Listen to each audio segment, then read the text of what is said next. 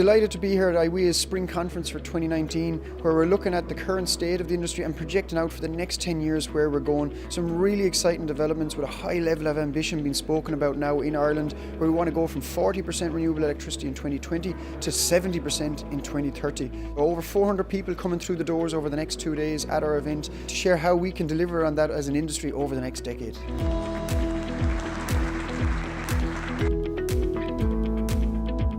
The potential is enormous. We've already achieved 32% renewables on the system.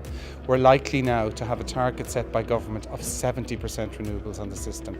That's going to mean, give or take, another 5,000 megawatts of wind, onshore wind, offshore wind, and maybe some solar.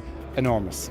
By far the greatest role to be played is by the harnessing of wind energy, and government policy needs to reflect that, and efforts have to be made. We need to look further afield and look at the huge potential that exists, particularly off our western coastline into the Atlantic, and try and harness the wind that will power our country into the future.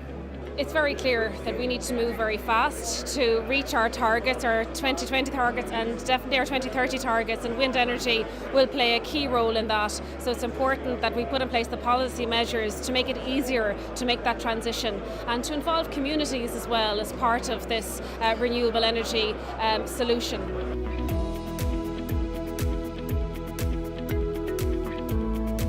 Senvion's a leading global manufacturer of wind turbines, and we entered Ireland 2 years ago.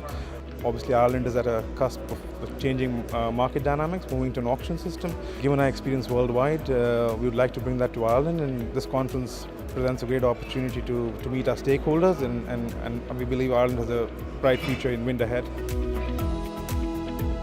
29% of electricity came from wind energy last year, putting us at number 2 in the world when it comes to wind energy penetration and number 1 in the world when it comes to onshore wind penetration specifically. So really exciting numbers to be presented to the audience at the conference over the last 2 days.